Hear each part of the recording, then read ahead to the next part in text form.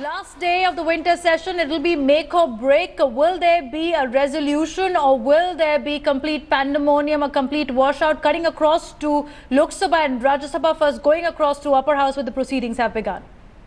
Electricity board और यदि इस मुद्दे को लेकर नोटबंदी के मुद्दे को लेकर यदि कानून व्यवस्था खराब होती है तो इसके लिए प्रधानमंत्री खुद इसके लिए जिम्मेवार होंगे। और दूसरा तो ये कहना माननीय सुप्रीम कोर्ट के अंदर कि ये जो सुप्रीम कोर्ट ने जो उनसे पूछा कि भी काला धन जो पकड़ा गया है तो इसके बारे में आपका क्या कहना है, तो सरकार की ओर से कहा गया कि जो बैंक कर्मचारी है, मैनेजर हैं, तो उनकी वजह से गड़बड़ हुआ है। तो मैं प्रधानमंत्री से ये पूछना चाहती हूँ, एक तरफ तो ये कहते हैं कि हम जो काला धन में जो इन्वॉल्व हैं, जो नोटबंदी के बाद जो है काला धन अभी भी बनाने में लगे हैं, तो प्रधानमंत्री कहते हैं हमने बैंकों के बाहर तो हमारी तीसरी आंख भी लगी हुई है। जब इनकी तीसरी आंख लगी हुई है तो मैं ये पूछना चाहती हूँ, तो फिर भी ये गड़बड़ हो रहा है, फिर भी पूरे देश के अंदर गड़बड़ हो रहा है, ये कुछ समझ में नहीं आ रहा।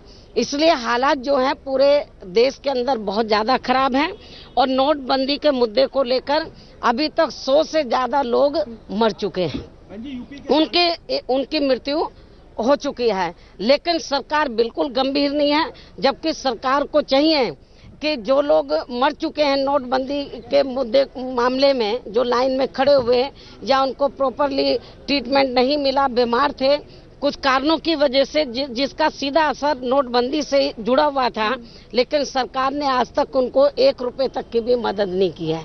ये क्या संवेदनशील है ये गवर्नमेंट? तो और इतना ही नहीं, एक तो मैं आपको ये बताना चाह रही हूँ, और दूसरा क्या है कि पूरे देश के अंदर मैंने कल भी बताया और आज भी इस बात को दोहराना चाहती हूँ कि पूरे देश में जो गरीब लोग हैं, जो मजदूर लोग हैं, किसान लोग हैं, उनकी हालत बहुत ज़्यादा खराब है इस नोटबंदी के मुद्दे को लेकर। और जो गरीब हैं, मजदूर हैं, तो सरकार को ये चाहिए, वो एक तरफ तो कहते हैं हमने बहुत काला धन इकट्ठा कर लिया है, जब काला धन इकट्ठा कर लिया तो उनके बैंकों में क्यों नहीं भेजते हो? किसान लोगों की हालत बहुत ज़्यादा खराब है, उनका कर्ज माफ़ करना चाहिए। और इतना ही नहीं, जिन किसानों को समय पर बीज नहीं मिला है, नोटबंदी की वजह से वो अब प्रबंध नहीं कर पाए हैं, वो अब अपने खेतों में, अपने ज़मीन के अंदर वो बीज नहीं डाल पाए हैं, उनकी फसल नहीं हो पाएगी। तो मैं समझती हूँ कि सरकार को उसका भी मुआवजा किसानों को देना चाहिए। और इतना ही नहीं, केवल अकेले कर्जा माफ से काम नहीं चलेगा, किसानों का कर्जा तो माफ करना है, लेकिन नोटबंदी की वजह से ये लोग समय से जो बीज अपनी जमीन पे नहीं डाल पाए हैं, उसका मुआवजा भी केंद्र की सरकार को देना चाहिए। इसकी तरफ भी सरकार को ध्यान देने की जरूरत है। क्या राहुल गांधी को भी जो एलिगेशन उन्होंने लगाया है वो एविडेंस अब डालना चाहिए, आप मानती हैं? देखो, मैं ये बताना चाहती हूँ कि कांग्रेस पार्टी के जो वरिष्ठ पदाधिकारी हैं श्री राहुल गांधी, तो मैंने मीडिया के माध्यम से मुझे जानकारी मिली है कि उन्होंने ये कहा है कि ये घोटाले को लेकर उन्होंने प्रधानमंत्री जी के ऊपर काफ़ी गंभीर आरोप लगाया कि मेरे पास उसका एविडेंस है और मैं पार्लियामेंट के अंदर ये अपनी बात रखूंगा, लेकिन मुझे बोलने नहीं दिया जा रहा है। लेकिन आज तो पार्लियामेंट का आखिरी दिन है, तो मेरा राहुल गांधी से यही कहना है कि यदि पार्लियामेंट नहीं चलता है और उनको बोलने का मौका नहीं दिया जाता है और उनके पास यदि ठोस सबूत हैं, तो बेहतर यही होगा कि उनको प्रेस कॉन्फ्रेंस बुलाकर, हाउस जब खत्म हो जाए तो प्रेस कॉन्फ्रेंस बुलाकर उसका खुलासा करना चाहिए, ताकि हमें भी एक मजबूत चुनावी मुद्दा मिल जाए इनके खिलाफ बोलने के लिए। तो मेरे ख्याल ये भी बेहतर होगा। हाँ भाई, पूछो। बीजेपी के यूपी के जो सांसद हैं वो भी कहने लगे हैं कि नोटबंदी का असर पड़ने वाला है। भारतीय जनता पार्टी के जो कार्यकर्ता हैं, एमपीज हैं, या सेंटर में जो मंत्री वगैरह हैं, वो भी बड़े दुखी हैं। लेकिन प्रधानमंत्री का रवैया आपको मालूम है कि वो अड़ियल है, नेचर का है, तानाशाही उनका रवैया है, किसी की हिम्मत नहीं हो पा रही कि वो खुलकर बोल दें, तो ये भी किसी से छिपा नहीं है। और दूसरा क्या है, मैं फिर इस बात को दोहराना चाहती हूँ कि उत्तर प्रदेश के हालात बहुत ज़्यादा खराब है लॉ एंड ऑर्डर के मामले में, और खास तौर से सपा सरकार में जो गुंडे बदमाश माफिया हैं, तो उनकी गुंडागर्दी माफियागर्दी अभी तक खत्म नहीं हुई है। ताजा उदाहरण अतीक अहमद का आप लोगों के सामने, लेकिन सरकार अभी कुछ नहीं कर पा रही और उसकी हिम्मत इतनी हो रही है कि वो टेलीफोन से भी लोगों को धमकी दे रहे हैं। मैं समझती हूँ ठीक नहीं है।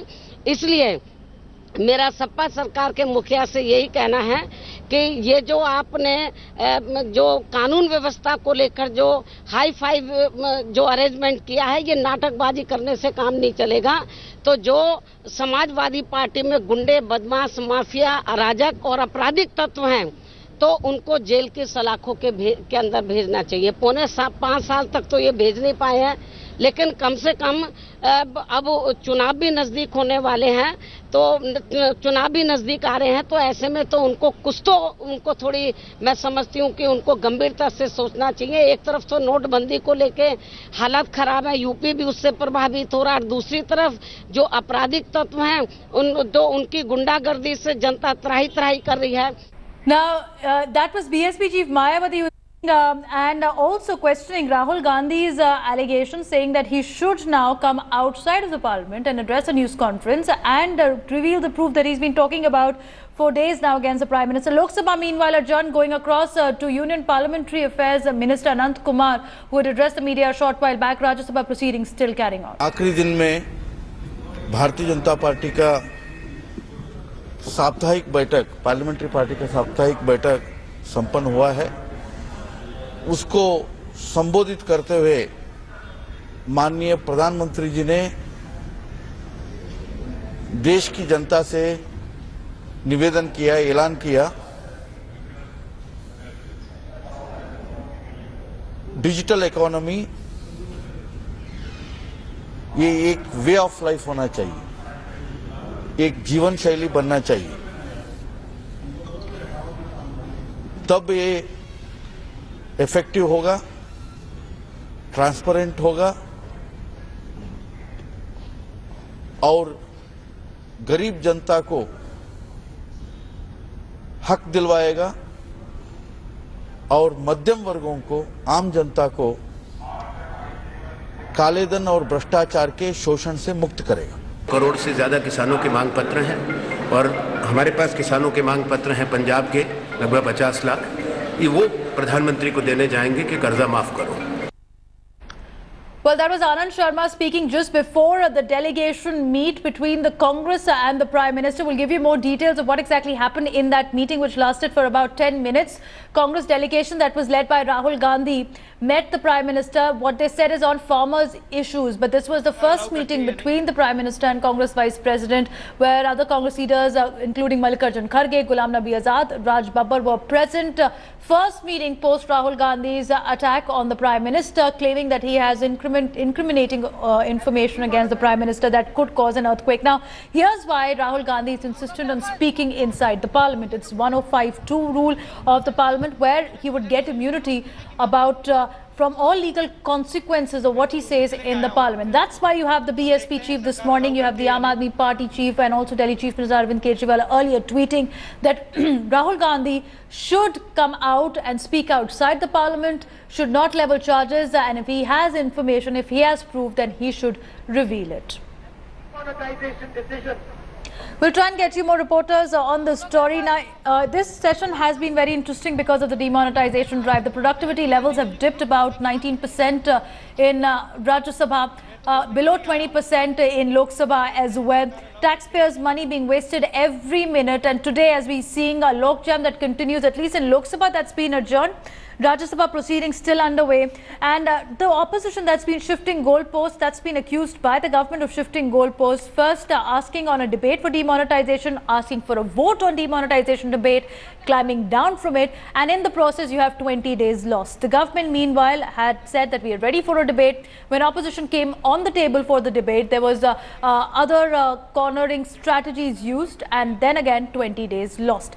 Interestingly, today also, as the D-Day of the Parliament is there, we have broken down that what is the minutes being given to demonetization debate after so much ruckus, and interestingly, it's less than 25 minutes. that were given for demonetization debate in this winter session. When demonetization question was raised, when the minister spoke on it, just 25 minutes in both the houses. In fact, it's interesting to see that Mayawati's Mamata Banerjee's claim of a plane being delayed in West Bengal Kolkata airport got more time in the parliament for discussion than demonetization debate, which every party is saying that they want, they're working for the Aam Aadmi's benefit. Today, earlier in the morning, we had the Prime Minister meeting the BJP parliamentarians, and the message is clear: go to the masses. Go to the masses and spread the message of a cashless drive, and claim that the opposition is uniting for corruption, not against it. Now remember, India Today has also brought you the stories of how the demonetization drive, many political leaders from the BSP, SP, JDU and the Congress have been caught turning black money into white. And that's another punching hole in the opposition's argument. Right now, all eyes whether there will be a resolution in the parliament, because key bills have been lined up. The rare camaraderie seen over the disability bill has not been witnessed for any other bill which were lined up, at least 10 of them. GST bill, the most important one. Going right now across to listen to how Rahul Gandhi seems to be on the back foot, because the pressure is on him now to ensure that the charges that he's leveled against the Prime Minister, he makes them and he reveals them. Take a listen to what Rahul Gandhi said just a short while back earlier last week. The Prime Minister is personally terrified with the information that I have, that we have with us. It is personal corruption of the Prime Minister. It is personal corruption of the Prime Minister that we have detailed information. To my colleague Brijesh. So Brijesh, the pressure is building on the Congress Vice President now, that once the Parliament session ends and he's not been able to reveal the details on the floor of the House, come out and ensure that the proof that he's talking about is made public. Is he scared that he'll lose the legal immunity that he has from the Parliament if he doesn't speak in the Parliament, because Congress otherwise will face another embarrassing moment? Well, I think, this is the dominant thinking within the BJP, because what they say is that, they don't lend too much credence to what Rahul Gandhi is saying. They're saying that if, given the kind of politically surcharged atmosphere, if Rahul Gandhi has anything against, anything concrete of personal corruption or proof of personal corruption of Prime Minister Narendra Modi, then they said that, by now he would have gone to town with the kind of proof which he is alleging he is having. Okay. And apart from that, he's also said, they're also saying that, given the kind of circumstances, Brijesh, be with me. I'm sorry to interrupt you. Getting a latest reaction right now. Let's take a listen in. हमारे साथ captain Amarinder Singh हैं, जिन्होंने प्रधानमंत्री से अभी अपने प्रतिनिधिमंडल के साथ मुलाकात की। राहुल गांधी ने नेतृत्व किया। हमें बताया गया कि राहुल गांधी के साथ साथ राज बब्बर साहब और आपने भी अपनी बात रखी। प्रधानमंत्री की क्या प्रतिक्रिया थी? दीपेंद्र हुडा जी ने हरियाणा की रखी, सिंधिया साहब ने अपनी रखी, तो it was from various ways. Anand Sharma ji ने अपने हिमाचल की जो प्रॉब्लम्स हैं वो रखी। So it's all farming community के बारे में था। हमारे जो डेट है, हर किसान का डेट है जो है स्टेट में, और मैंने पंजाब का रखा कि हमारी प्रॉब्लम्स क्या हैं। हर स्टेट की अपनी अपनी प्रॉब्लम्स होती हैं।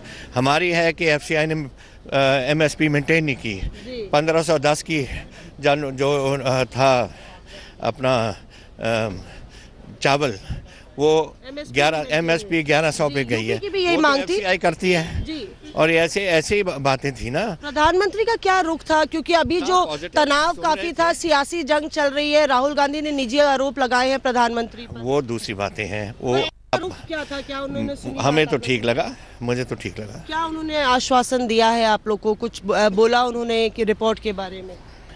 जो नहीं, मेमोरेंडम कहाँ पढ़ लिया उन्होंने, वो तो अभी उनको हैंडओवर किया है और अपनी अपनी बातों सारे ने की है।